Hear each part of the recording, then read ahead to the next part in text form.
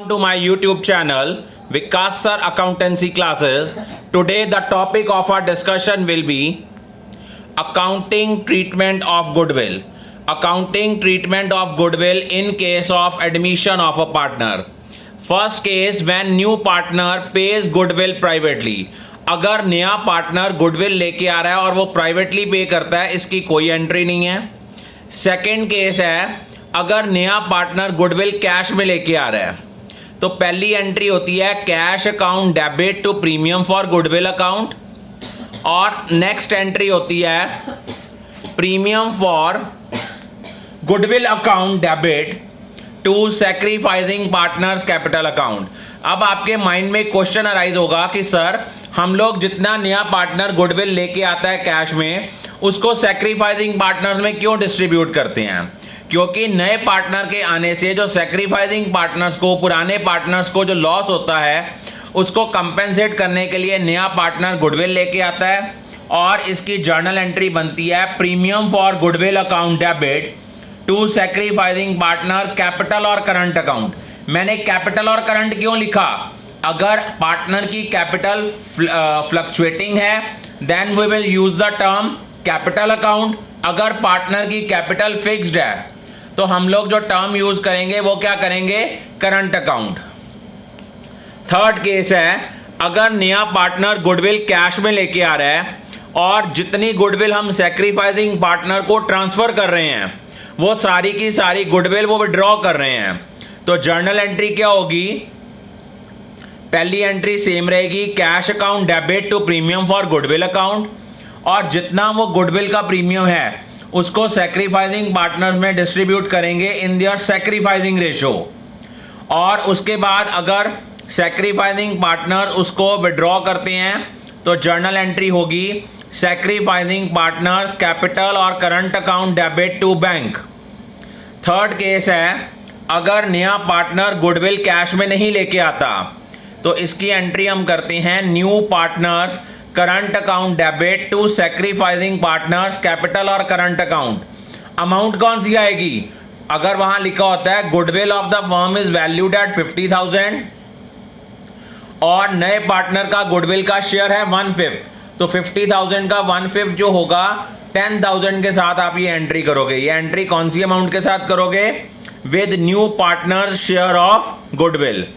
Next case है अगर partner goodwill in kind लेके आता है, कैश में ना लेके आके एसेट्स की फॉर्म में ले आता है, तो हम इसकी एंट्री करते हैं asset account debit to premium for goodwill, premium for goodwill account debit to sacrificing partners capital और करंट अकाउंट. और नेक्स्ट केस है अगर नया पार्टनर गुडविल लेके आता है a part of his goodwill in cash. मान लो नए पार्टनर का गुडविल का शेयर जो था वो था 10,000 but he has brought 8,000 rupee, तो पहले एंट्री आएगी cash account debit to premium for goodwill account with 8,000. अब जितनी गुडविल वो कैश में ले आया उतने के लिए तो प्रीमियम फॉर गुडविल अकाउंट को हमने डेबिट कर दिया, और जितनी गुडविल वो कैश में नहीं ला सका, 10,000 में से 8,000 वो प्रीमियम लाया था, पहले हमने प्रीमियम को क्रेडिट किया था, अब हम उसका इफेक्ट खत्म करने के लिए प्रीमियम फॉर गुडविल अकाउंट को क्या करेंगे? डेबिट करेंगे. लेकिन जो 2,000 रुपया वो गुडविल नहीं लेके आया उससे न्यू पार्टनर के करंट अकाउंट को डेबिट करेंगे, और सैक्रिफाइसिंग पार्टनर्स में जो अमाउंट डिस्ट्रीब्यूट करेंगे वो टोटल 10,000 करेंगे. 8,000 जो वो कैश में लेके आया, 2,000 जो वो कैश में नहीं लेके आया. अगर उसके बाद आपका नेक्स्ट केस है अगर गुडविल ऑलरेडी एग्जिस्ट करती है, अगर कोई गुडविल ऑलरेडी एग्जिस्ट कर रही है उसको हम ओल्ड पार्टनर्स में राइट ऑफ कर देंगे in their old profit sharing ratio. So I am going to repeat this topic again. Today the topic of our discussion will be accounting treatment of goodwill in case of admission of a partner. अगर नया partner goodwill जो है वो privately पे करता है उसकी कोई एंट्री नहीं है. अगर नया पार्टनर गुडविल कैश में लेके आता है तो एंट्री होती है cash account debit to premium for goodwill, और नेक्स्ट एंट्री होती है उसी प्रीमियम फॉर गुडविल को डेबिट कर देंगे और सैक्रिफाइसिंग पार्टनर के कैपिटल या करंट अकाउंट में ट्रांसफर करेंगे इन देयर सैक्रिफाइसिंग रेशो.